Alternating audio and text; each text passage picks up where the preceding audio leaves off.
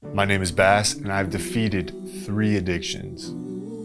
On a recent 10-day silent meditation retreat, I sat in silence for 11 hours a day. Now, the entire time, there was no reading, no writing, no talking, and of course, no tech of any kind.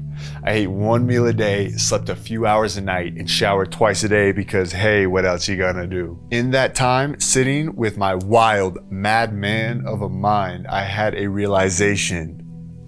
I realized that addiction is not a pleasure-seeking behavior gone awry. Instead, it is a pain avoidance mechanism that simply stops working.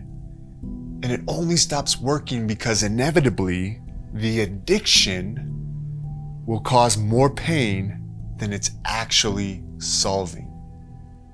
And that is when the inevitable result is death, jail, overdose, or some other form of rock bottom. So let's break down the sandwich. The first layer is pain. This pain is likely a trauma that we experienced in childhood. And that trauma can be as simple as a dissonance between your authenticity and who the world wanted you to be. Choosing to maintain our attachments rather than upholding our authenticity. In other words, being what our parents wanted us to be rather than being who we are. So when the trauma goes unresolved or suppressed, we inevitably seek pleasure to cope with said pain. Let's say we chose a mechanism for pleasure like food or something like alcohol.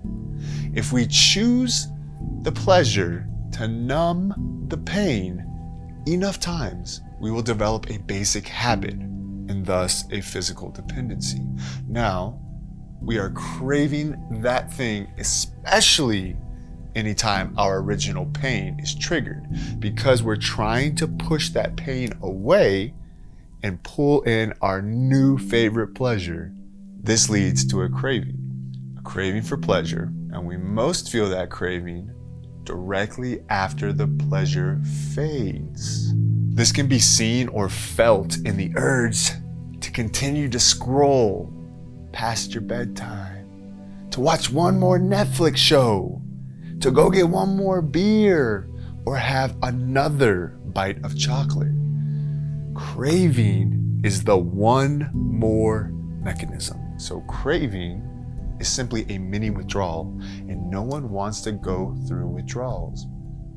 This is when the addiction becomes visible. We begin to see it and say, okay, this is maybe at best a bad habit, or at worst, the beginning of a true addiction. But the addiction sandwich isn't complete yet. What happens next is that the physical dependency on that substance or behavior becomes the final layer.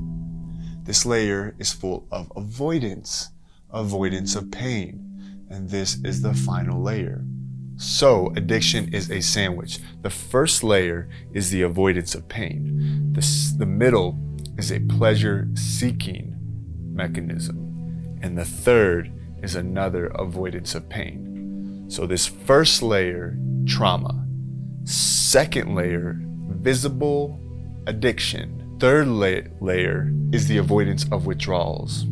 Now let's say we detox and survive the withdrawals of said substance or behavior. We're still left with the cravings because the original pain persists. And if we resist the original pain, it will persist. What many do is replace the pleasure-seeking behavior.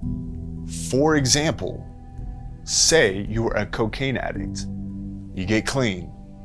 Next thing you know, you're doing 3 ice baths a day and going to the gym for 2 a days. You simply replaced your cocaine habit with a gym habit. Meaning, if there's a great enough stressor that enters your life, that can trigger the original pain, and it will rear up and lead to relapse. To truly cleanse an addiction, we must go down to the roots and heal the original pain. But of course, that won't be effective unless the person first withdraws, survives, and gets sober, maintaining sobriety and entering into the original pain willingly until it has been resolved.